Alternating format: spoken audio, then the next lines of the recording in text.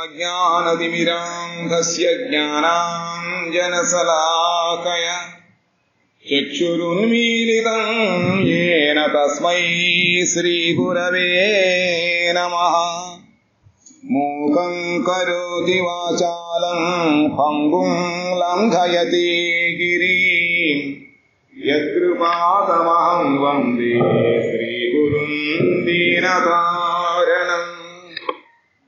ఆజానులంబితభుజం కనకావదారం సంకీర్తనైకపితరౌ కమలాయతాక్షౌ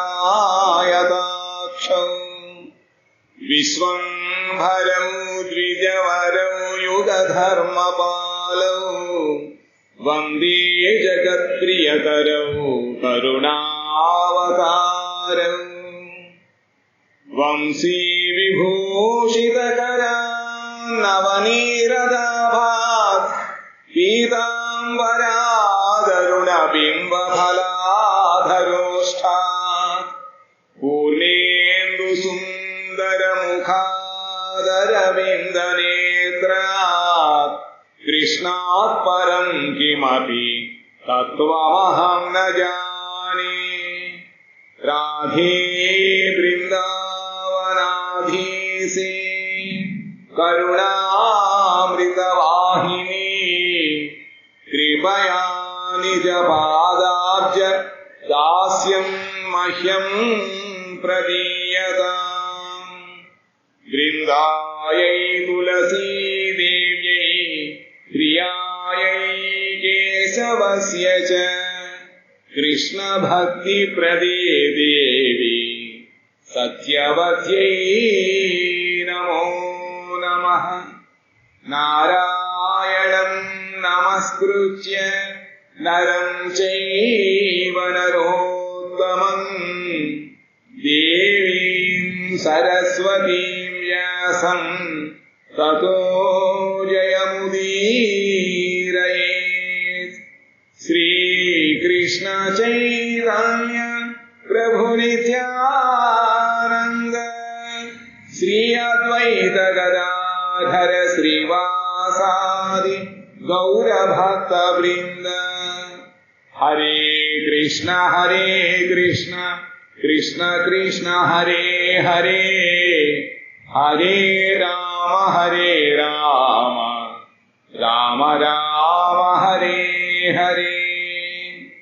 కమాదిదేవం కరుణానిదానం కమాలవర్ణం సుహితావతారం అపార సంసార సముద్ర సేతుం భజామహే భాగవత స్వరూపం. శ్రీమద్భాగవత మహాత్మ్యంలో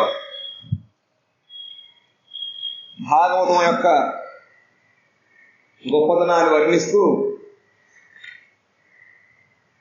ఋతుసనులు నారదునితోటి సమస్త నదుల యొక్క ఫలితము కన్నా కూడా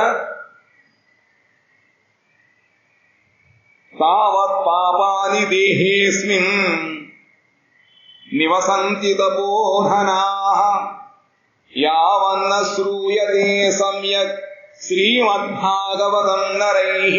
ఓ తపోధనుడారా, శ్రీమద్భాగవతమును శ్రవణము చేయనంత వరకు మానవుల శరీరముల యందు పాపములు నివసించుచుండును. భాగవతం వింటేనే కాని పాపాలు పోవు. ఒకవేళ పోయినా మళ్ళీ వస్తూ ఉంటాయి. అర్థం నగంగా నగయా కాశీ పుష్కరం న ప్రయాగతం సుఖశాస్త్ర కథాయాశ్చ ఫలేన సమతాం నయేత్. ఫలదృష్టితో చూసినట్లయితే భాగవతం వల్ల మనకు వచ్చే ఫలితం ఏమిటి అంటే,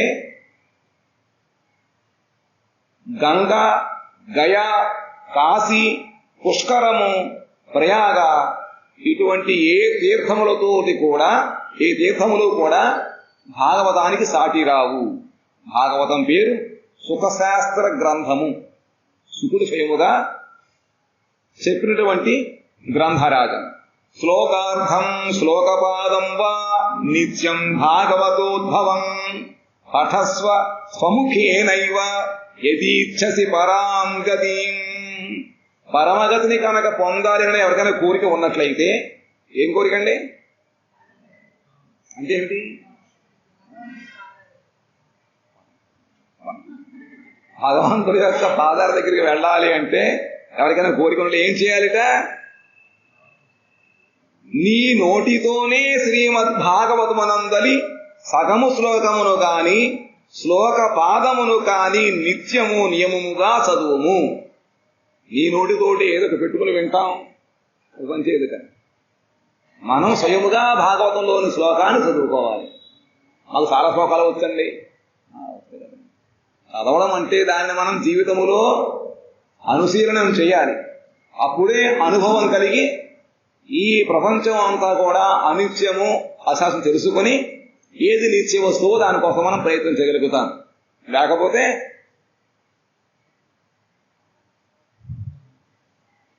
ఎందుకంటే ఎవరికో పొగాకు వల్ల వచ్చిన వ్యాధి పోవాలి అంటే అది మానేసి పాలు తాగమన్నారు.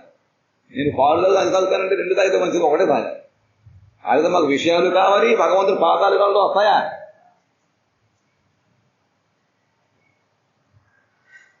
వేదాది ఆ చదవాలి. శ్లోక పాదమును కాని నిత్యము నియమం ఉండాలి. దానికి నియమముతో నేను కోరి భజించదన్ ఎవరు చెప్పారు? మహానుభావుడు. నియమం లేకపోయినట్లయితే నిష్ఠ రాదు. శ్రద్ధ అంటే నియమే కదా. ఒక నియమం పెట్టుకుని దానిని మనం తప్పకుండా అనుశీలనం చేస్తూ ఉండాలి. అది నియమము. దాని పేరే దీక్ష. దీక్ష గురించి చదువుతూ ఉండాలి. ఒక శ్లోకమే వచ్చిన శ్లోకమే, అదే ఊరుతూ ఊరుతుంది అందులో మాధుర్యం. శ్లోకార్థం శ్లోకపాదం. శ్లోకానికి 4 పంక్తులు ఉంటాయి. అది శ్లోకం. శ్లోకార్థం అంటే అందులో 2 పంక్తులు. శ్లోకపాదం అంటే చూడండి ఎంత కష్టించారు మీకు. 4 లైన్లు ఉన్నటువంటి శ్లోకములో ఒక పాదమైన ఒక లైన్ అయినా కానీ చదివినట్లయితే నిత్యము దానివల్ల మనకి భగవంతుడి యొక్క సాన్నిధ్యం కలుగుతుంది. ఇంతకన్నా శుభమైన ఉపాయం ఏముంది? వేదాదిర్వేదమాతా చ పౌరుషం సూక్తమేవ చ త్రయీ భాగవతం చైవ ద్వాదశాక్షరం ఏవ చ ద్వాదశాత్మా ప్రయాగస్య కాల సంవత్సరాత్మకః బ్రాహ్మణశ్చాగ్నిహోత్రం చ సురభిర్ద్వాదశీ తథా తులసీ చ వసంతశ్చ పురుషోత్తమ ఏవ చ ఏతేషాం తత్వతః ప్రాజ్ఞైర్న పృథగ్భావ ఇష్యతే. ఓంకారము, గాయత్రి, పురుష సూక్తము, 3 వేదములు, 3 వేదాలు అందులో వదిలేశారు. 3 ముందు వేదత్రయం అంటూ ఉంటారు. ఆ 3 వేదములు, శ్రీమద్భాగవతము, ఓం నమో భగవతే వాసుదేవాయ అను ద్వాదశాక్షరీ మనంత మంత్రము, 12 మూర్తులు గల సూర్య భగవానుడు, అంతేనా? 12 ఆదిత్యులు 12. ప్రయాగ సంవత్సర రూపకాలము, బ్రాహ్మణుడు, అగ్నిహోత్రము, గోవు, ద్వాదశి తిథి, తులసి, వసంత ఋతువు, భగవంతుడకు పురుషోత్తముడు, వీరందరిలో బుద్ధిమంతులకు వారు తేడాను చూడరు. అంటే ఇవన్నీ కూడా పారవార్థంగా మనకు సహకరించేటువంటి వస్తువులు. అన్నీ కూడా మనకి ఉత్తమైనటువంటి అన్నమాట. యస్య భాగవతం శాస్త్రం వాచయేదర్థతో నిసం జన్మ కోటి కృతం పాపం నశ్యతే నాత్ర సంశయ. అక్కడ సంశయం లేదు. ఎక్కడ? అర్థతో అనిసం. అనిసం అంటే నిరంతరము భాగవత గ్రంథం యొక్క అర్థాన్ని కనుక మనం అనుసరణ చేసినట్లయితే కోటి జన్మలు జరిగిన పాపాలన్నీ కూడా పోతాయి. రేయింబవళ్ళు అనిసం అంటే రాత్రి పగలు. అర్థసహితముగా శ్రీమద్ భాగవత శాస్త్రమును చదువు అని కోట్ల కొలది జన్మముల పాపములు నశించును. ఒక రోజులో మాకు అసలు ఒక శ్లోకం చదవడానికి కూడా టైం ఉండలేదు. మీరు ప్రాతిపదం ఎక్కడ చదువుతారా? టీ బ్రేక్ కావాలి, మధ్యాహ్నం నిద్రపోవాలి, పోవాలి, అది చేయాలి. దీనిలో ఏమాత్రం సందేహం లేదు. ఆ విధంగా రాత్రనక పగలనక ఎప్పుడు మనకు సమయం ఎప్పుడు కనుక భాగం చదివినట్లయితే, అంటే అన్ని పనులు మానేసి కూర్చుని ఏకదరి చూద్దామని కాదు, రాత్రి కానీ పగలు కానీ మీకు ఇప్పుడు సమయం చిక్కిన అప్పుడు ఒక ఏకాంతంబుగా శాంత చిత్తమున ఈ రెండు ఉండాలి. ఏకాంతత శాంతముగా ఉండాలి. చదవాలని చెప్పి ఒక గంటలో అవగొట్టేయడం, శ్రద్ధతో అర్థము తెలుసుకొని శ్రీమద్ భాగవత శాస్త్రం చదివినట్లయితే కోట్ల కొలది జన్మల పాపం నశించును. దీనిలో ఏమాత్రం సందేహము లేదు. శ్లోకార్థం శ్లోకపాదం వా పఠేత్ భాగవతం చ యః నిత్యం పుణ్యం అవాప్నోతి రాజసూయాస్వమేధయోః. ప్రతిదినము భాగవతములోని శ్లోకార్థమును గాని శ్లోక పాదమును గాని చదువు పురుషుడు, ఇక్కడ పురుషుడు అంటే మగవాడని కాదు, జీవుడు, రాజసూయమును అశ్వమేధయాగమును చేసిన ఫలమును పొందును. గుప్తం భాగవతం నిత్యం కృతం చ హరిచింతనం తులసి పోషణం చైవ ధేనూనాం సేవనం సమం. ఇవన్నీ కూడా నారద మహర్షికి చతుస్తనులు భాగవతం యొక్క మహత్యాన్ని చెబుతున్నారు. నిత్యము భాగవతమును పఠించుట, భగవత్ చింతనము చేయుట, తులసిని పెంచుట, గోవును సేవించుట, ఈ నాలుగును సమానములే. అంటే ఈ నాలుగులో ఏ ఒక్క సాధన చేసినా కూడా సమాన ఫలితం పొందుదాం అన్నమాట. నిత్యం భాగవతం పఠనం చేస్తే ఏ ఫలితం వస్తుందో భగవత్ చింతన చేస్తే ఆ విధంగా వస్తుంది. అంటే భాగవతం చదివితే మన భగవత్ చింతన తప్ప ఇంకేం రావాలి?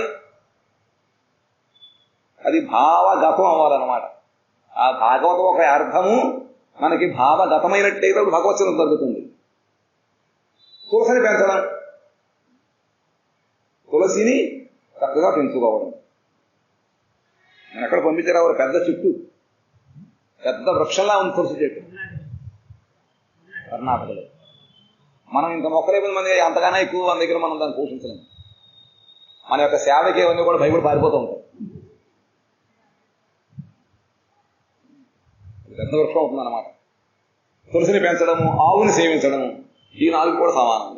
కానీ ఫలితం కోసం కనుక గోవుని సేవించి కూడా మూతి కట్టేసి మనం పాలు తాగుతున్నట్లయితే ఏమవుతుందంటే, ఆ భాగవతం కూడా మన యొక్క కుటుంబ కోసం కూడా చెబితే అవన్నీ అయిపోతాయి. అంతకాలేదు ఏనైవ సూయతే సుఖశాస్త్రవాక్ ప్రీత్యా తస్యైవ వైకుంఠం గోవిందోపి ప్రయచ్చతి. అంత్యకాలమున శ్రీమద్భాగవత వాక్కులను విను మానవునకు భగవానుడు ప్రసన్నుడై వైకుంఠమును వసంగును. అది భగవత్ ప్రసన్నత కలగాలి మనకు ముందు.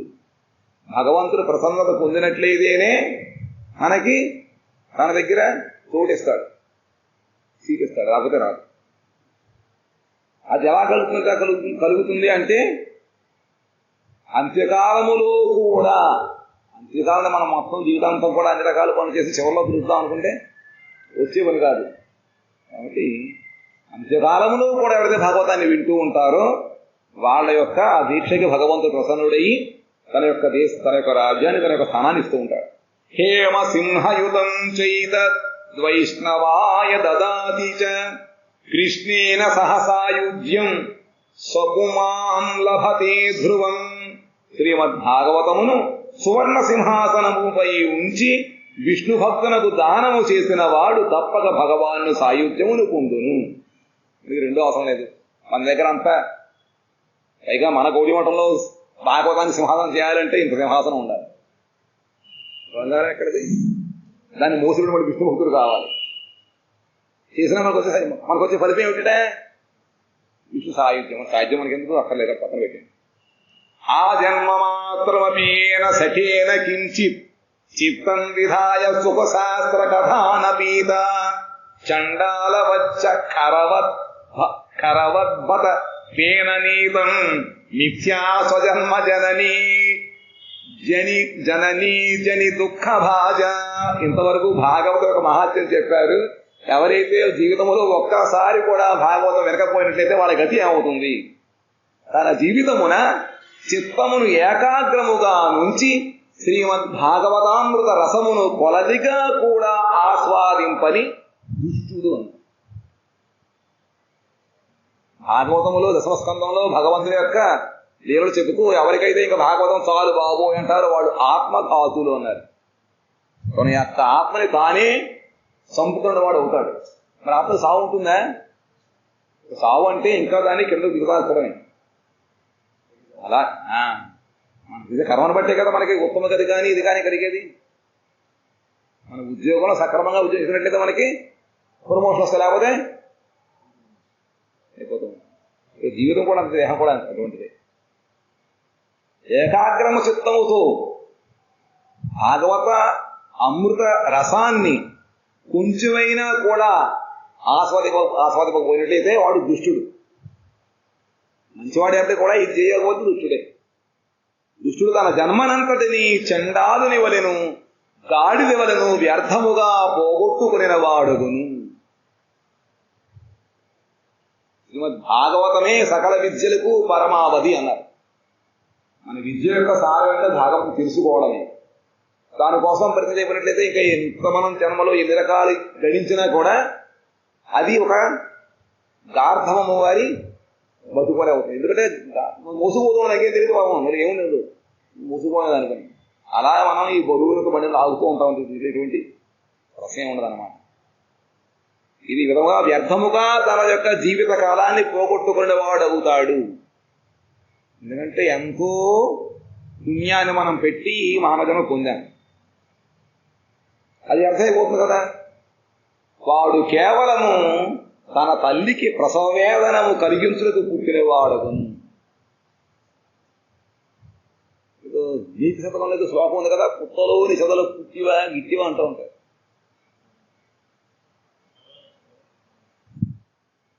తల్లి తండ్రుల యందు ఏదో ఉంది వద్యం.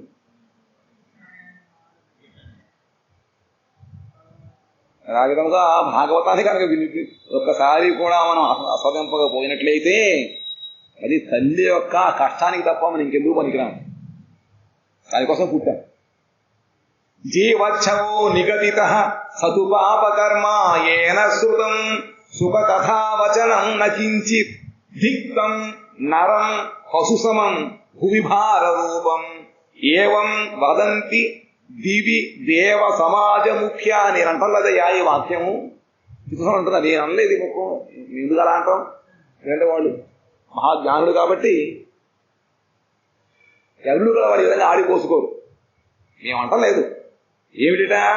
ఈ సుఖశాస్త్ర కథావాక్కులను కొలదిగా కూడా వినని పాపాత్ముడు జీవించి ఉన్నను శవముతో సమానుడు.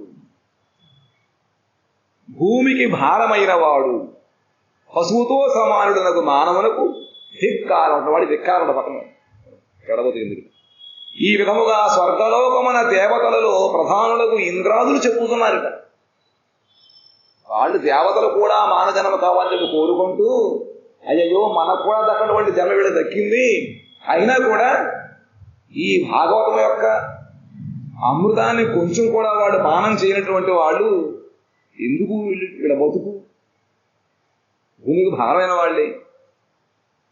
పశువుతో సమాన. పశువుకి యుక్తాయుక్త జ్ఞాన విచక్షణ ఉండదు.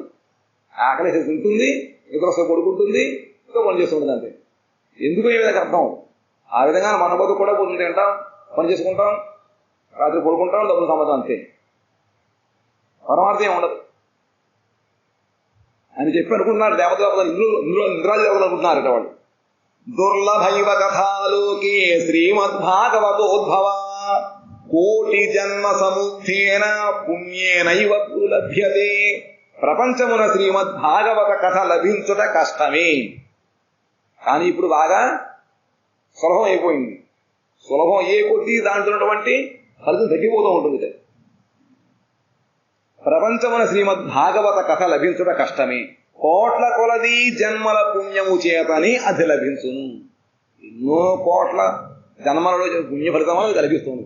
ఆ లభించిన భాగవతాన్ని కనుక మనం శ్రద్ధగా కనుక దానిని ఉపయోగించుకోకపోయినట్లయితే దాని వలన మన యొక్క జన్మయే వృథా అవుతుంది. తేన యోగనిధి ధీమన్ శ్రోతవ్యాసా ప్రయత్నతః దినానాం నియమో నాస్తి సర్వదా శ్రవణం మతం. నారదా, నీవు గొప్ప బుద్ధిమంతుడవు, యోగ నిధివి, నీవు ప్రయత్నపూర్వకముగా కథను శ్రవణము చేయుము. ముందు నారదుడు శ్రవణం చేయమంటున్నారు. ఆయనేమో ఆ భక్తిదేవి యొక్క సంతృప్తి కోసము గోల లైవ్లో పెట్టేయండి, అసలే అటెన్షన్ ఉండదు, అందరి టెన్షనే, మళ్ళీ ఇందులో పోవాలి ఒకటి ఊరు పెట్టాలి. కాబట్టి నువ్వు చాలా గొప్ప బుద్ధిమంతులు, వీరందరూ బుద్ధిమంతులే కదా, ఎవరికి బుద్ధి ఎక్కువగా లేదు, గొప్ప బుద్ధిమంతుడు. యోగ నిధివి, నీవు ప్రయత్నపూర్వకంగా కథను శ్రవణము చేయము. ప్రయత్నపూర్వకంగా ఆ నారద మహర్షి వ్యాసుల వారికి భాగవతం చెప్పాడు కదా 4 శ్లోకాలలో, మళ్ళీ ఆయన వినమంటున్నారు. తమ్ముడు, నువ్వు చేసావు ఆనందం, కానీ నీకు దాని నాకు అర్థం అప్పుడు నీకు తెలియలేదు. కాబట్టి ఇప్పుడు జాగ్రత్త చాలా శ్రద్ధగా విను. ఎందుకంటే ఆయన ద్వారానే సమస్త లోకములో ముల్లోకాలలో కూడా దాని యొక్క ఖ్యాతి పెరుగుతుంది. దీనిని వినుటకు దినముల నియమమేమీ లేదు. భాగవతం వినాలి, ఇప్పుడు వినాలండి, పొద్దున మధ్యాహ్నం సాయంత్రం వినాలా, పరగడుపున వినాలా, ఏ మాసంలో చేయాలి, ఆకలిసిన సుస్థం అని ఎక్కడ చేస్తాం కదా, ఆ విధంగానే ఎవరికైతే వినాలని కోరుకుంటుందో వాళ్ళు ఎప్పుడైనా సరే దాన్ని వినొచ్చు, శ్రవణం చేయొచ్చు. దినముల నియమమేమీ లేదు. దీనిని ఎల్లప్పుడూ వినటం మంచిది. సత్యేన బ్రహ్మచర్యేణ సర్వదా శ్రవణం మతం అసఖ్యత్వాత్ కలహు బోధ్యో విశేషోత్ర సుఖాజ్ఞయా.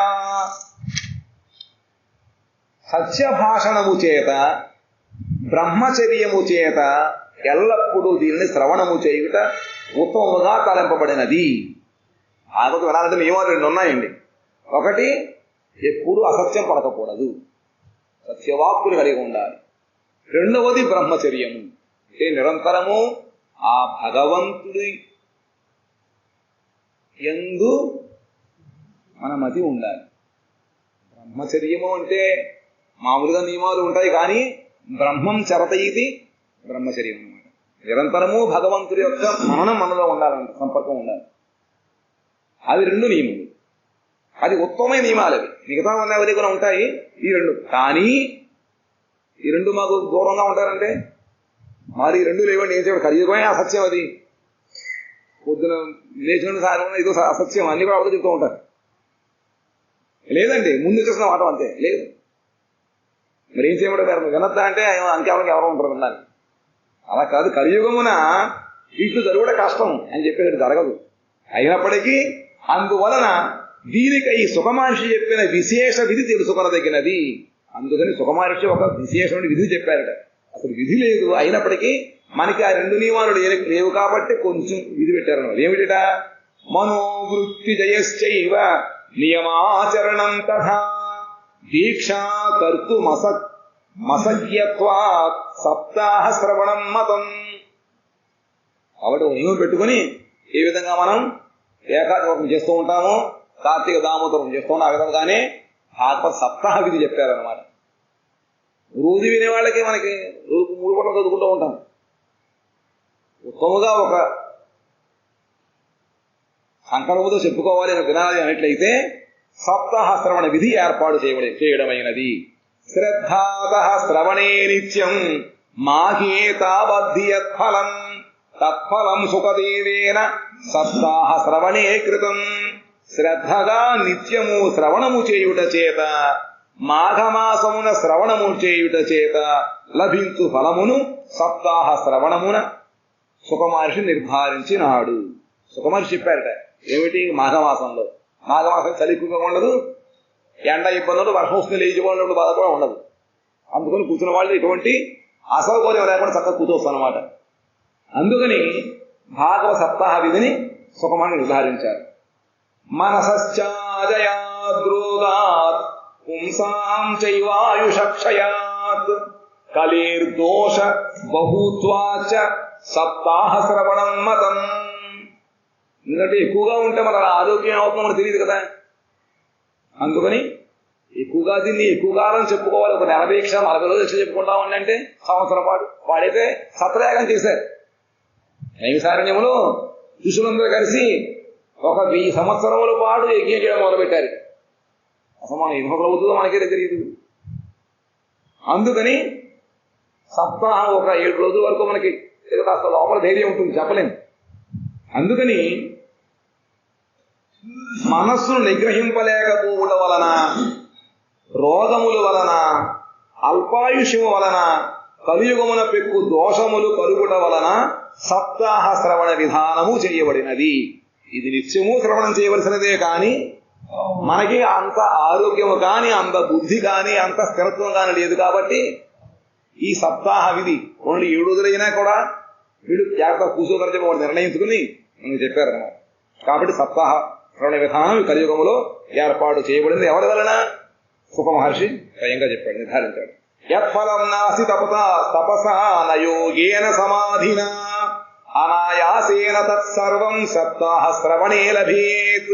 తపస్సు చేత, యోగము చేత, సమాధి చేత లభించని ఫలము సప్తాహ శ్రవణము చేత సులభముగా లభించను. తపస్సు చేత కానీ, యోగము చేత కానీ, సమాధి చేత కానీ మనం ఏ ఫలితాన్ని లభించలేకపోతున్నామో, పొందలేకపోతున్నామో ఆ ఫలితం అంతా కూడా సప్తాహ శ్రవణం చేత సులభముగా వస్తుంది. కూర్చొని వినడమే అది కూడా కష్టమే. వినడానికి ఎంత కష్టము. ఆ వినడం కూడా కుశలకు అందులో నేర్పడతనం ఉండాలిట. అందులో ఉంటుంది వినడం కూడా అందులో నేర్పడతనం ఉండాలి. భజన కుశలు అంటూ ఉన్నాయి కదా, అలాగే ప్రతి దాంట్లో కూడా ఉంటుంది ఒక మెలుపు. అది మనం తెలుసుకోవాలి. మెలకువ అది ఉంటేనే రథం వస్తారు కదా. రాదు ఎక్కడి నుంచి? పక్కన నుంచా? మనకెందుకు? యజ్ఞాద్ గర్జతి సప్తాహ సప్తాహో గర్జతి ప్రతాత్ తపసో గర్జతి ప్రోచ్చైస్తీర్థాన్ నిత్యం హి గర్జతి యోగాద్ గర్జతి సప్తాహో ధ్యానాత్ జ్ఞానాచ్చ గర్జతి కిం బ్రూమో గర్జనం తస్య రే రే గర్జతి గర్జతి. సప్తాహ శ్రవణము యజ్ఞము కంటే గొప్పది. సప్తాహ శ్రవణము యజ్ఞము కంటే గొప్పది. ఎందుకంటే యజ్ఞము చేయాలి అంటే ఎంతో శ్రమ అవసరం. ధన సేకరణ చేయాలి, మంచి బ్రాహ్మణుడు కదా, మంచి ఆవునేయం ఉండాలి. యజ్ఞములు కనుక పురుగులు చేసినా కూడా మనకే పాపం వస్తుంది. సునకములు ఉన్నాయి. కాబట్టి ఇవన్నీ కూడా మనం పవిత్రంగా చేయడం చాలా కష్టం, కానీ శ్రవణం చేయడం చాలా సులభం. కాబట్టి యజ్ఞము కన్నా కూడా సప్తాహ శ్రవణము గొప్పది. వ్రతము కంటే గొప్పది. తపస్సు కంటేను, తీర్థసేవనము కంటేను, యోగము కంటేను, ధ్యానము కంటేను, జ్ఞానము కంటేను గొప్పది. అందువలన దీని విశేషమును ఏమని వర్ణింతుము? ఇది అన్నిటికంటేను చాలా గొప్పది. ఏది? సౌనక ఉవాచ. ఈ విధముగా చతుస్సనుడు మన సోదరుడు నారద మహర్షులు చెప్పారు. దాని తర్వాత ఈ విషయం అంతా కూడా సౌనక మునికి, సౌనకాది ఋషులకు సూత కోసం చెప్తున్నారన్నమాట. ఇప్పుడు వాళ్ళకి కొంచెం అనుమానం అవుతున్నాడు. సౌనకోవాచ సాశ్చర్యమేతత్ కథితం కథానకం జ్ఞానాది ధర్మాన్ విగణయ్య సాంప్రతం నిశ్రేయసే భాగవతం పురాణం జాతం కుతో యోగ విదాది సూచకం. సౌనకుడు పలికిన సూతుడా, నీకు మిగుల ఆశ్చర్యకరమైన విషయములు చెప్పితివి. ఆశ్చర్యం ఏమిటండి? తపస్సు కన్నా గొప్పదా? జ్ఞానం కన్నా గొప్పదా? 7 రోజులు వింటే భాగవతం అని మాకు మోక్షం వచ్చేస్తుందా?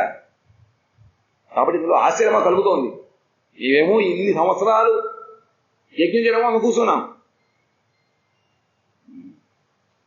ఆ యజ్ఞం కన్నా నువ్వు గొప్పదంటుంటే మరి మాకు ఆశ్చర్యంగా ఉంది. కష్టపడి మేమంతలో కూడా స్వాహా స్వాహా అని పోస్తూ కళ్ళు మంటలేకపోయి చేస్తున్నాం. ఇంత కష్టపడుతున్నాం, మాకు రాని ఫలితం భాగవతం ఇంటికి వస్తున్నట్టున్నా కూడా చాలా ఆశ్చర్యంగా ఉంది. ఈ భాగవత పురాణము యోగవేత్తయకు బ్రహ్మకు కూడా ఆది కారణులైన శ్రీమన్నారాయణుడిని నిరూపించుతున్నది. భాగవతం ఎవరు చెబుతుందిగా? బ్రహ్మగారి కన్నా బ్రహ్మ శిష్యుడు నారాయణ గురించి చెబుతోందన్నమాట. కానీ ఇది మోక్షమును కలిగించు జ్ఞానాది సాధనముల అన్నింటినీ తిరస్కరించి ఈ యుగమున వానికంటూనూ ఎట్లు గొప్పదైనది. సాధారణంగా మనకి మోక్షం కావాలి అంటే జ్ఞానం ఉండాలి. జ్ఞానం ఉండాలంటే దానికి ఎంతో శ్రమ చేయాలి. రకరకాలైనటువంటి మార్గాలు ఉన్నాయి. కానీ ఈ అన్ని మార్గాలని తిరస్కరించి ఒక్క భాగవతం వినడం వలన నీకు మోక్షం కలుగుతున్నట్టున్నావు. మోక్షాన్ని కూడా దాటి భగవంతుడి యొక్క లోకంలో ఉండగలుగుతామని చెప్తున్నావు నువ్వు. ఈ యుగములో వానికంటే అన్నింటికన్నా కూడా ఎట్లు గొప్పదైంది ఇది. అంత కష్టపడి పొందాడు ఫలితము 7 రోజులు కొంచెం ఇంటికి వచ్చేస్తుందా? నాకు కొంచెం ఆశ్చర్యంగా ఉందన్నారు. దానికి సమాధానం కూడా సూత మహర్షి. యదా కృష్ణో ధరాం త్యక్త్వా స్వపదం దంతుముచ్యతః ఏకాదశం పరిసృత్య వ్యుద్ధవో వాక్యమబ్రవీత్. భాగవతం విన్నావు నువ్వు ఇంతకు ముందు? విన్నాడు కదా. సూత మహర్షి అంటున్నాడు, సౌనక, శ్రీకృష్ణ భగవానుడు ఈ లోకమును వదలి తన నిత్యధామమునకు వెడలుచున్నప్పుడు ఆయన ముఖార విందము నుండి ఏకాదశ స్కందమును శ్రవణము చేసి యుద్ధవుడు ఈ విధముగా అడిగాను. మీరు అడిగినట్లే ఇంతకు ముందు సాక్షాత్ భగవంతుడు తన యొక్క లీల ముగించుకొని తన ధామాన్ని వెళ్ళిపోతూ ఉత్తరం వచ్చాట. వచ్చి అడిగాడు. ఏమడిగాట? ఇప్పుడు అడిగిన ప్రశ్న అడిగాడు. ఉద్ధవాచ త్వంతు యాస్యసి గోవింద భక్త కార్యం విధాయ చ మచ్చితే మహతీ చింతాతాం శ్రుత్వా సుఖమావహ.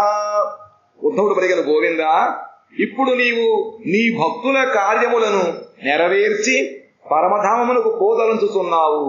కానీ నా మనస్సులో ఒక గొప్ప చింత ఉన్నది. అయ్యా, నువ్వు ఇప్పుడు ఈ భక్తుల కోసం చెప్పి ఇక్కడ ఆవిర్భవించావు, లీలలు చేశావు, పనులు అయిపోయి వెళ్ళిపోతున్నావు నువ్వు ఇప్పుడు. అలా నాకు ఒక చిన్న గొప్ప చింత ఉందిట.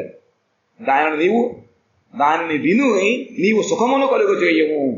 నువ్వు దాన్ని ముందు విని తర్వాత నాకు ఆ చింతన తీర్చి సుఖాన్ని కలుగజేయి. మరి ఆ చింతన ఏమిటి? చింత ఏమిటి? ఆగతోయం కలిర్ఘోరో భవిష్యంతి పునః కలా తత్సంగేనైవ సంతోపి గమిష్యంత్యుగ్రతాం యదా. అయ్యా, నువ్వు వెళ్ళిపోయిన వెంటనే కలియుగం వస్తుంటున్నావు. అదేమో చాలా కలుషితమైనటువంటిది. కలుషితము కలము రెండు కూడా. కలుషితము కలము అటువంటి మోసపూరితము. పైన ఒకటి లోపల ఒకటి, తప్పుదారి పడింది ప్రతి కూడా. అటువంటి కాలములో ఇంకా సంతలు ఎవరు? సాధువులు ఎలా ఉంటారు? తత్సంగే నైవ సంతోపి గమిష్యంతు గ్రతాం యదా తదా భారావతి భూమి గోరూపేయం కమాశ్రయేత్ అన్యో న దృశ్యతే త్రాత కమలలోచన. ఇప్పుడు ఘోర కలికాలము దాపురించినదని తలంచుము. వెళ్ళిపోయిన వెంటనే వచ్చింది. ఇప్పుడు కాలం వచ్చేస్తాయి కదా. ఏమిటి? భగవంతుడు ఉండగానే భగవంతుడు యొక్క ఆ వంశంలో వాడు కొట్టుకుని మరణించారు. భగవంతుడు ఎదుర్కొన్నానే చూస్తూ భగవంతుడు మాట్లాడలేదు. ఇప్పుడు ఇంతకన్నా ఇంకా ఘోరకలు ఏముంటుంది చెప్పండి? దాపురిని తలంచు. అందువలన ప్రపంచమున పెక్కంటూ దుష్టులు జన్మించగలరు. ఎప్పుడు వెళ్ళిపోతారో దుష్టులు ఎక్కువైపోతారు అన్నమాట. వారి సహవాసము చేత ఎందరో సత్పురుషులు కూడా ఉగ్ర ప్రకృతి గలవారగుదురు. అందుకనే సాంగస్య ప్రభావం వలన మంచివాళ్ళు కూడా ఎడవడైపోతారు. అప్పుడు వారి భారమును భరింపలేనిదై గోరూపిణియగు పృథివీ ఎవరిని శరణు పొందును? నువ్వు వెళ్ళిపోతే ఇంకా పృథివీ ఇంకా అక్కడ ఎవరిని శరణ పొందుతుంది? ఎందుకంటే మంచివాడు కూడా చెడువారి యొక్క సాంగత్యములో వాళ్ళు కూడా దుష్టులు అయిపోతారు. ఆ దుష్టుల యొక్క భారాన్ని భూమి మోయగలుగుతుందా? కమలనైనా నీవు తప్ప మరి ఎవరును దీన్ని రక్షించువారు కనబడుతూ లేదు. భూభారాన్ని తగ్గించి ఆ భూదేవికి కనుక సుఖాన్ని కలిగించాలి అంటే నీవు తప్ప ఇంకెవరూ కూడా దానికి సరైన వారు లేరు, కనబట్టలేదు. అత సత్సుదయాం కృత్వా భక్తవత్సరమావ్రజ భక్తార్థం సగుణో జాతో నిరాతో అరోపి చిన్మయ. అందువలన భక్తవత్సల, నీవు సాధువులపై దయచూపి ఇతడు నుండి వెడలవలదు. నువ్వు ఇవనైపోయినా సరే సాధువుల కోసం ఇక్కడ ఉండు. నేను కుంచుదే ఉండమంటే ఉన్నావా కొన్ని రోజులు? అలాగే సాధువుల కోసం కూడా నువ్వు కొంతకాలం ముందు నీవు నిరాకారుడవు చిన్మాత్రుడవు అయ్యును భక్తుల కొరకు ఈ సగుణ రూపమును ధరించితివి. భగవంతుడు చిన్నమే స్వరూపుడు, నిరాకారుడు, ప్రపంచంలో సంబంధించిన ఆకారం నీకు లేదు. అయినప్పటికీ భక్తుల కోసం అని చెప్పి నువ్వు ఈ మానవ రూపాన్ని ధరించి వాళ్ళలో ఒకడుగా వచ్చావు. తద్వియోగేన తే భక్తాః కథం స్థాస్యంతి భూతలే. తద్వియోగేన తే భక్తాః నిర్గుణోపాసనే కష్టమథ కించిత్ విచారయ. నీ ఎడవాటు చేత ఆ భక్తులు భూమిపై ఎటు నిలువగలరు? నిర్గుణోపాసన యందు చాలా కష్టము ఉన్నది. అందువలన కొరదిగా ఆలోచించింది. ఒకసారి ఆలోచించు. ఈ ప్రయాణం వీళ్ళ గురించి ఆలోచించి ఒకసారి. ఎందుకంటే నీ ఎడవాడు చేత ఆ భక్తులు వాళ్ళు భూమి మీద గంటలో ఎలా ఉండగలుగుతారు? వాళ్ళు నీతో పాటే ప్రాణంలో పోతాయి. ఈ శుద్ధవచ శ్రుత్వా ప్రభాసే చింతయద్ధరి భక్తావలంబనార్థాయ కిం విధేయం మయేసి చ. ప్రభాస క్షేత్రమున భగవానుడు ఉద్ధవుని మాటలను విని భక్తావలంబనము కొరకు నేనేమి ఏర్పాటు చేయవలను అని ఆలోచింపసాగిన. తాన ప్రయాణమా తాను మానవుడు సత్య సంకల్పుడు. భగవంతు సంకల్పిస్తే ఇది తీరవలసినదే. అందుకని వీళ్ళ కోసం తన యొక్క సంకల్పాన్ని మార్చుకోడు, ఆలోచిస్తున్నట్ట. ప్రభాస క్షేత్రములో ఆ ఉద్ధవుడు ఏమడానికి ఆయన ఆలోచిస్తున్నాడు. ఏంటి? భక్తావలంబనము కొరకు భక్తులు అవలంబించడం కొరకు. ఇంతవరకు భగవంతుడి యొక్క రూపాన్ని వాడు చూస్తున్నారు కాబట్టి వాళ్ళకి అవలంబనం అవసరం లేకపోయింది. భగవంతుడు వెళ్ళిపోతే వాళ్ళ జీవితంలో ఒక అవలంబనం అంటే కదా ఊత సపోర్ట్ ఉండాలన్నమాట. కానీ దీనికి ఏమి ఏర్పాటు చేయాలి వీళ్ళ కోసం? ఒక ఏర్పాటు చేయాలి కదా. మరి వెళ్ళిపోతే ఏర్పాటు చేయకుండా వెళ్ళిపోతే అలాగే అనుకున్నాడు, ఆలోచిస్తున్నాడు. స్వకీయం యద్భవేత్తేజస్తచ్చ భాగవతే దధాత్ ధిరోధాయ ప్రవిష్టోయం శ్రీమద్భాగవతార్ణవం. సౌనక అప్పుడు భగవాను తన శక్తినంతటినీ భాగవతమును నిలిపెను. అప్పుడు భగవంతుని శక్తిని అంతటినీ కూడా భాగవతంలో పెట్టి, అందుకనే భాగవతాన్ని 12 స్కందాలు 12 భగవంతుడికి 12 అంగములుగా మనం కీర్తిస్తూ ఉంటాం, ధ్యానిస్తూ ఉంటాం అన్నమాట. అదే భగవంతుని శక్తిని అంతటి భాగవతం అని నిలిపాడు. ఆయన అంతర్ధానము చెంది ఈ భాగవతము సముద్రమును ప్రవేశించాను. భాగవత సముద్రమును ఆ భగవంతుడు ఈ లోకముల అంతర్ధానము అయ్యి ఈ భాగవతంలో మళ్ళీ ప్రవేశించాడు. కాబట్టి భగవంతుడే భాగవతము, భాగవతమే భగవంతుడు. తేనేయం వాంగ్మయీ మూర్తి ప్రత్యక్షా వర్తతే హరే నేవనాత్ శ్రవణాత్ పాఠాత్ దర్శనాత్ పాపనాశిని.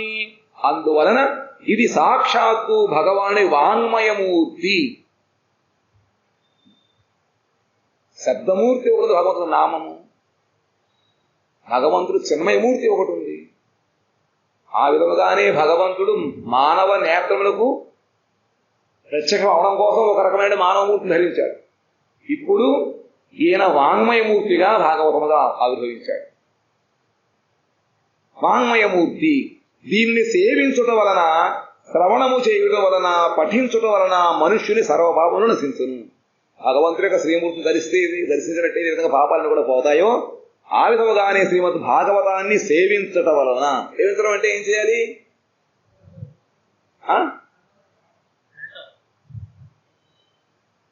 చక్కగా భాగవత గ్రంథాన్ని ప్రతిరోజు తులసి పుష్పములతో చందనముతోటి పుష్పము పాడవకుండా పూజించడం, అది సేవించడం. రెండవది శ్రవణము చేయుట, భాగవతాన్ని వినడం. 3 పఠించడం, చదవడం. ఈ 3 సాధనల ద్వారా మనుష్యుని సర్వభావం నశిస్తాయి. గురువుగారు ఒక ఆయనకి శ్రీమూర్తి ఫోటో ఇచ్చారు. గురువుగారు ఒక దీక్షితుడికి ఫోటో ఇచ్చారన్నమాట. మాయాగురు ఏదన్నమాట ఫోటో ఇచ్చారు. పైన అర్థం ఉంది. పొద్దున్న కుంకుమ పుట్టు పెడుతూ ఉంటారు. ఆ కుంకుమ ఎలా ఇప్పుడు అర్థం లోపలికి వెళ్ళిపోయి అర్థం బాగానే ఉంది. లోపలికి అయిపోయి కృష్ణుడు దగ్గర కృష్ణుడు కొంత కూడా దొరుకుతుంది. ఆ విధంగా సేవ, ఆ విధంగా ఉంటుంది మన సేవ. పరమానంద శిష్యుడు గారు విన్నారు ఎప్పుడైనా? మీరు చూసారా? అద్భుత వాళ్ళ నా సేవ నీకు చేస్తుంది, నువ్వు ఏమైపో నాకే, నా సేవ నియమం. వాళ్ళ కాళ్ళు నొప్పులు అవుతున్నాయి, నా సేవ ఏం అవుతుందంటే నా నిష్ట, నా నియమం. నీ ఏమైతే నాకే, ఆ పుస్తకం ఏమైతే నాకే రోజు పెట్టదు అందుకో నీకు పోయి. అలా మనం వస్తువుని రక్షిస్తూ ఉండాలి. అలా అయినట్టు సర్వ పాపాలు పోతాయి, లేకపోతే ఇంకా పాపాలు వచ్చి పడతాయి. సప్తాహ శ్రవణం తేన సర్వేభ్యోప్యధికం కృతం సాధనాన్ని తిరస్కృత్య కలవు ధర్మోయమీరిత. అందువలన దీని సప్తాహ శ్రవణము అన్నిటికంటే చాలా గొప్పదిగా తలంపబడినది. కలియుగమున మిగిలిన సర్వసాధనముల కంటేను ఇది ఏ ప్రధానము ధర్మముగా చెప్పబడినది.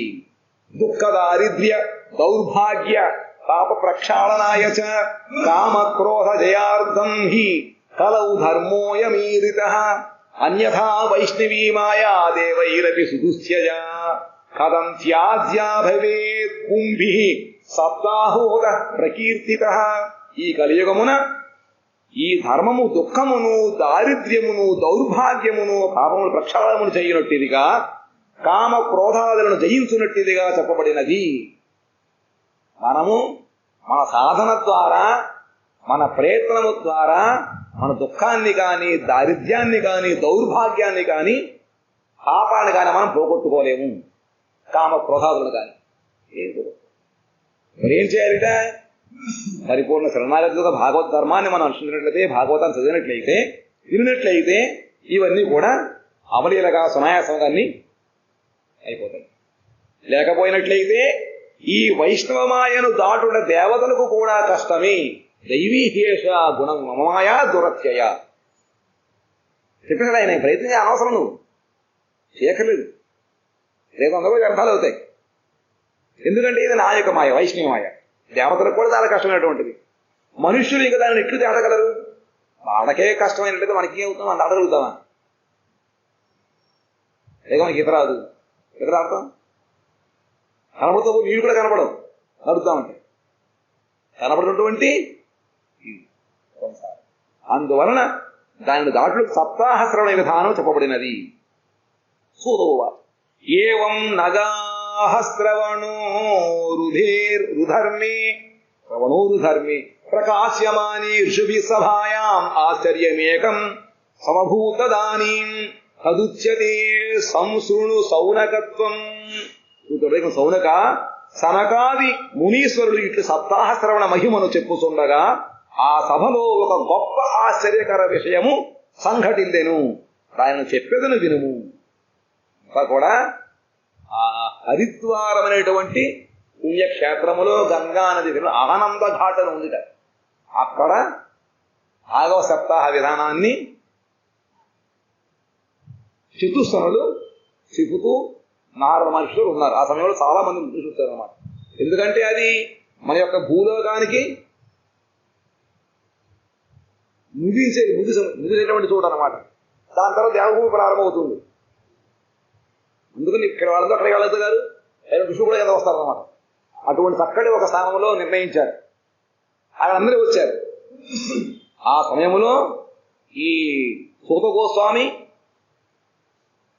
అదే చతుస్సనులు నారదుడికి చెప్తారు, ఈ భాగవత మహత్యం చెప్పారట. ఆ సమయంలో అంటున్నారు, సౌనక సనకాది మునీశ్వరుడు సప్తాహ శ్రవణం మహిమ చెబుతుంటే ఆ సభలో గొప్ప ఆశ్చర్యకర విషయం వచ్చింది. ఏమిటిది? భక్తి సుతౌతౌ తరుణీ గృహీత్వా ప్రేమైక రూప సహసా విరాసీత్ శ్రీకృష్ణ గోవింద హరే మురారే నాథేతి నామాని ముహుర్వదంతి. ఆ నారదుడు చూశాడు ఎక్కడ? భక్తిదేవిని యమునా నది ఒడ్డును చూశాడు. బృందావనములో యమునా నది తీరాన భక్తిదేవి ఒక యుక్త వయస్కులో ఉండి ఆవిడ ఏడుస్తూ కూర్చుంది. ఆమెకి ఇరు ప్రక్కల కూడా జ్ఞాన వైరాగ్యాలు పుత్రరూపంలో ముసలి రూపంలో ఉండి వాళ్ళు స్పృహ లేకుండా ఉన్నారు. వాళ్ళ కోసం రోధిస్తున్న సమయంలో నారద మనిషి అక్కడ ఏం చేశాడు చెప్పుకున్నాం కదా. అంటే జ్ఞానమైన రెండు కూడా అసలు కదలలేని స్థితిలో ఉన్నాయన్నమాట. భక్తిని వాళ్ళు విడిచిపెట్టి రాలేకపోతుంది. అది బృందావనం, ఇది హరిద్వార్. బృందావనం హరిద్వార్ అందులో ఉంది. రాత్రి ప్రయాణం అలా దూరం ఉంది కదా, రాత్రి అంతా వెళ్ళాలి. ఊరు ఎందుకు అనుకోండి, ఒకదాం అక్కడికి వెళ్ళాం. అక్కడికి వెళితే అక్కడ ఏమిటా, యువకులైన తన ఇరువురు పుత్రులతో విశుద్ధ ప్రేమ రూపిణియకు భక్తి మాటి మాటికి శ్రీకృష్ణ గోవింద హరి మురారి నాథ నారాయణ వాసుదేవ మున్నగు భగవన్నాను ఉచ్చరించుతూ అకస్మాత్తుగా అక్కడ ప్రకటమైంది. అకస్మాత్తుగా అక్కడ ప్రకటమైంది. ఎక్కడ? హరిద్వార్ ఆనందఘాట్లో. ఇక్కడ ఉన్నది బృందావనము. వాళ్ళ యొక్క క్షేమం కోసం ఉద్దేశించిన 6 మనిషి సభ ఏర్పాటు చేశారు. అక్కడ ఇంకా రాలేదు ఎవరు, వాళ్ళకేమీ కూడా తప్పలేదు. అయినా కూడా ఆ సభలో అకస్మాత్తుగా అక్కడ వాళ్ళు వచ్చారు. ఎవరు? భక్తి జ్ఞాన వైరాగ్యములు. అక్కడ రావడమే కాకుండా వాళ్ళు ఆ భక్తిదేవి పాడుతుందట, శ్రీకృష్ణ గోవింద హరే మురారి నాథేతి నామాని ముహుర్వదంతి మాటవాడు చెప్తున్నారు. ఆ నామాలు కాంచాగతాం భావతార్థభూషాం సుచారు వేషాం దదృశు ససజ్జా కథం ప్రవిష్ట కథమాగతేయం మధ్యే మనీనామితి.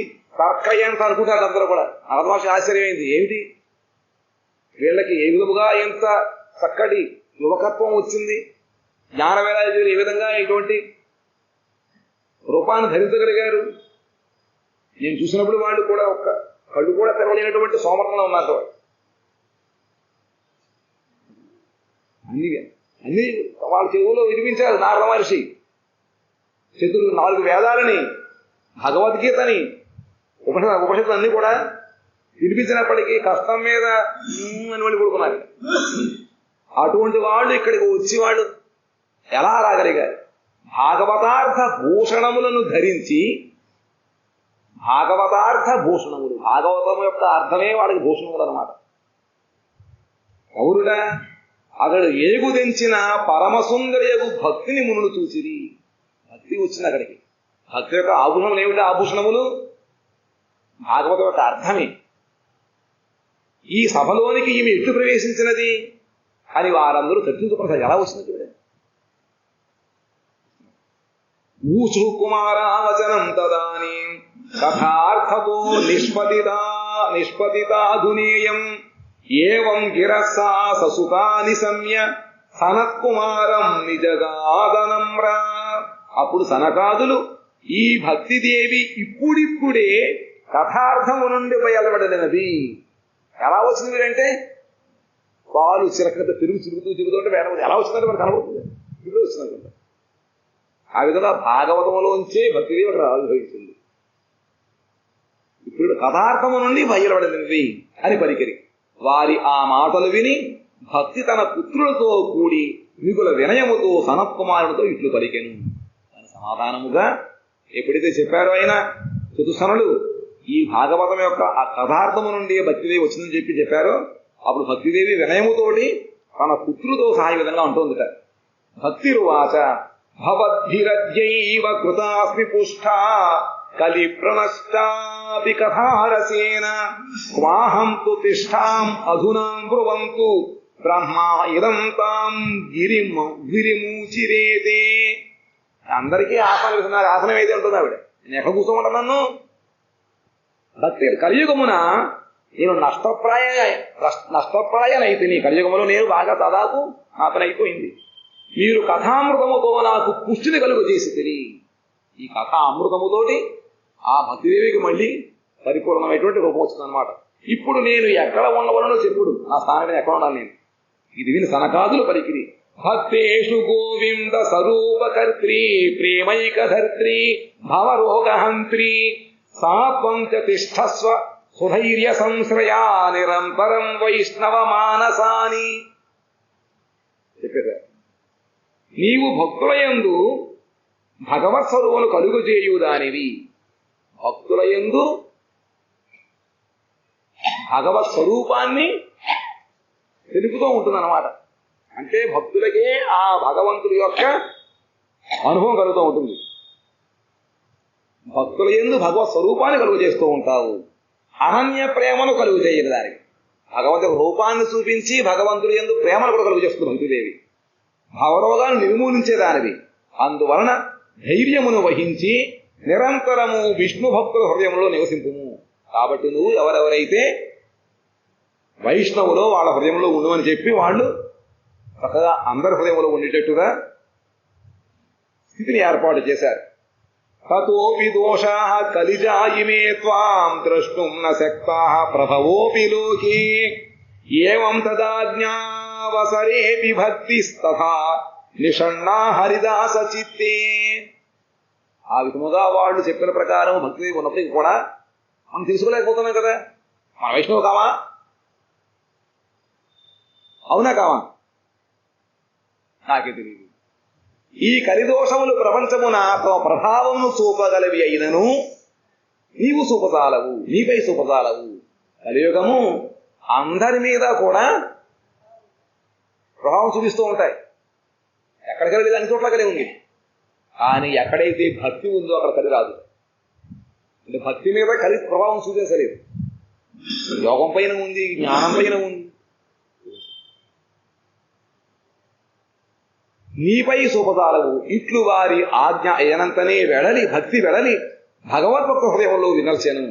సకల భువన మధ్యే నిర్ధనాస్తేపి ధన్యా నివసతి హృది ఏషాం శ్రీహరేర్భక్తి రేఖ హరిరపి నిజలోకం సర్వధాతు విహాయ ప్రవిశతి హృది తేషాం భక్తి సూత్రోపనద్ధ. శ్రీహరి భక్తి మాత్రము నివసించు హృదయము గలవారు నిర్ధనులయ్యును ముల్లోకములలో పరమధన్యులే. ఎవరి హృదయంలో అయితే భక్తి నివసిస్తూ ఉంటుందో అటువంటి వాళ్ళు, ధనము లేని వాళ్ళు, దరిద్రులైనప్పటికీ కూడా వాళ్ళు ముల్లోకములో పరమధన్యులు. ఎందుకుడా ఏలయనగా ఈ భక్తి సూత్రము చే బంధింపబడి భగవానుడు కూడా తన లోకమును వదలి వారి హృదయములు నివసించును. భక్తి ఉండేనే భక్తి అనేటువంటి దారము ద్వారా భగవంతుడు వాళ్ళ హృదయములలో బంధింపబడుతుంది. భాగవత ఒక పద శ్లోకంలో చెప్పారు కదా, వృద్ధే అవరుధ్యతే తత్ర పృథివీ శుశ్రూషణాత్. ఎవరైతే శుశ్రూషణ సేవా ప్రవృత్తి ఉంటుందో వాళ్ళ కన్నా భాగవతం విన్నట్లయితే వాళ్ళ హృదయంలో భగవంతుడు తిష్ట వేసి కూర్చుంటాడట.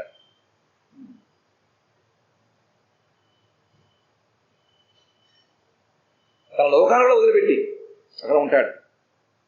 భూమోద్యతే కిమధికం మహిమానమేవం బ్రహ్మాత్మకస్య భువి భాగవతాభిధస్య యత్సంశ్రయాన్నిగదితే లభతే సువక్త శ్రోతోపి కృష్ణ సమతామలమన్యధర్మైః. భూలోకమున ఈ భాగవతము సాక్షాత్తుగా పరబ్రహ్మము యొక్క విగ్రహమే. విశేషముగా ఈ భాగవతము భూలోకములో సాక్షాత్తు భగవంతుడి యొక్క విగ్రహము. మేము దీని మహిమను ఏమని వర్ణింతుము? చతుస్సనలేద మహత్యం వర్ణించలేకపోతున్నారట. దీనిని ఆశ్రయించి దీనిని వినిపించినచో వినువాడు వినిపించువాడు ఇరువురు శ్రీకృష్ణ సమత్వమును పొందుదురు.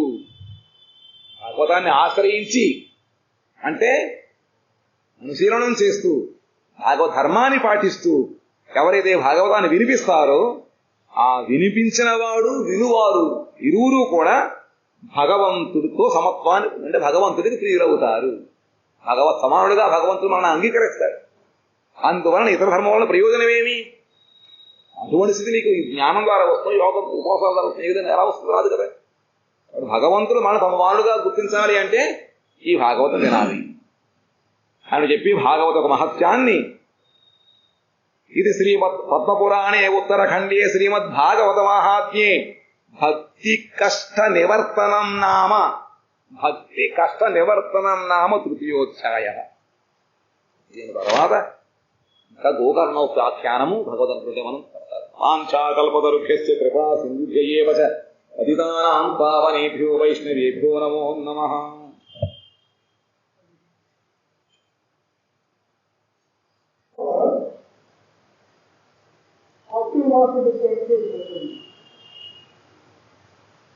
After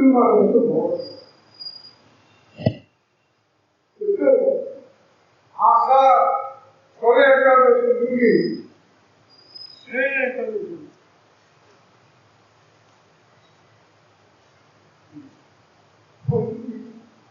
ఆవుని ఎక్కడ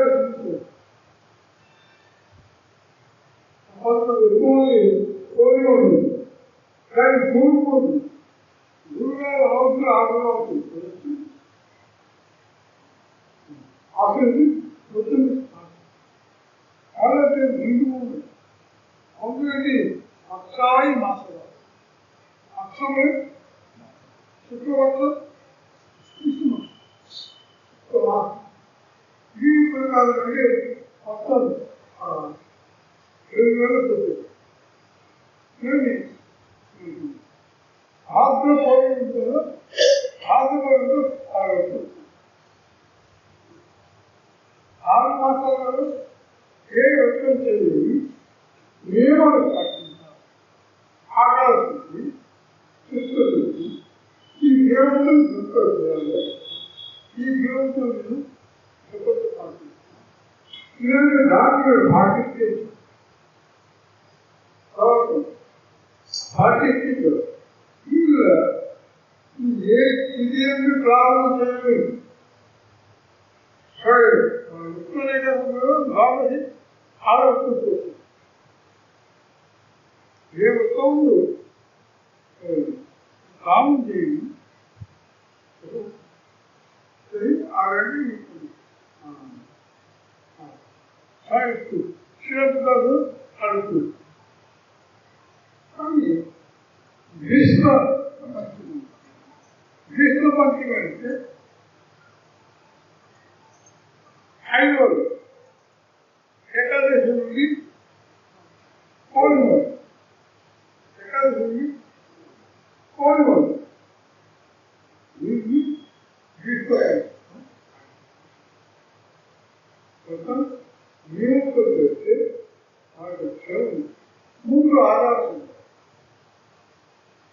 समय 7 अध्ययन होगी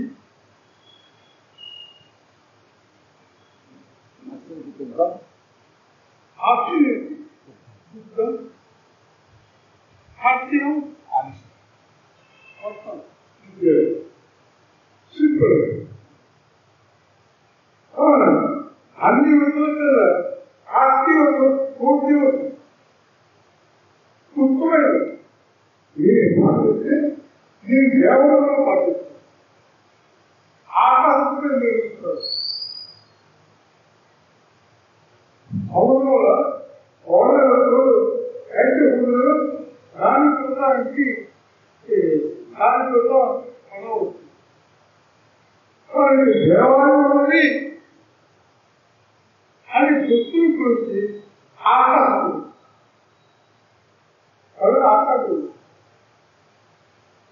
ఆకాశం కానీ గుర్తులు అవి దేవతలు ఆకుడికి ఎవరు చేస్తారా చూసారా విన్నారా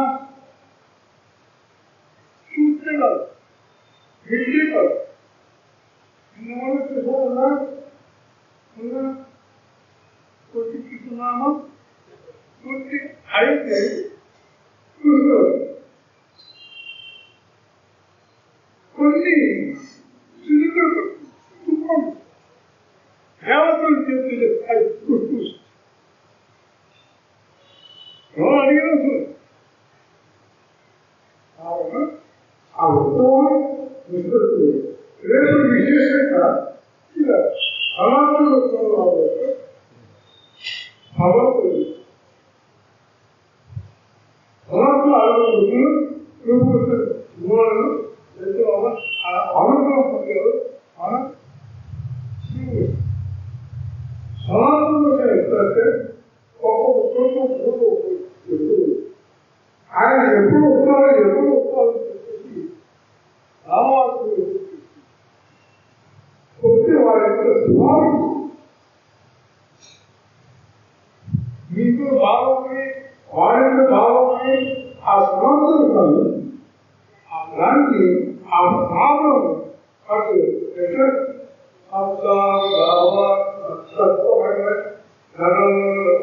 సంబంధానికి దూరం ముందు చదివేది ఏం పనిచేస్తాయా అంత రవాణా రక్షణ అటువంటి భావం ఉంది రక్షణ సమస్య ఏం చేస్తాను అదే విషయం ముందుగాను అదే పట్టించాడు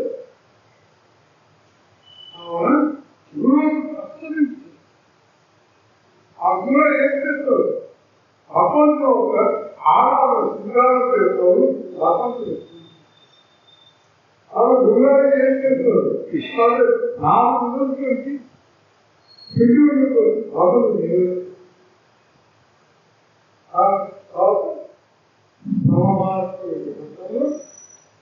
అగ్రేసి పూర్వార్థంలో విశ్వాసంలో పూర్వస్థలో రేపు విశేషంగా అభినందన పరాశర సంవత్సరం ఏడు సంవత్సరం అదే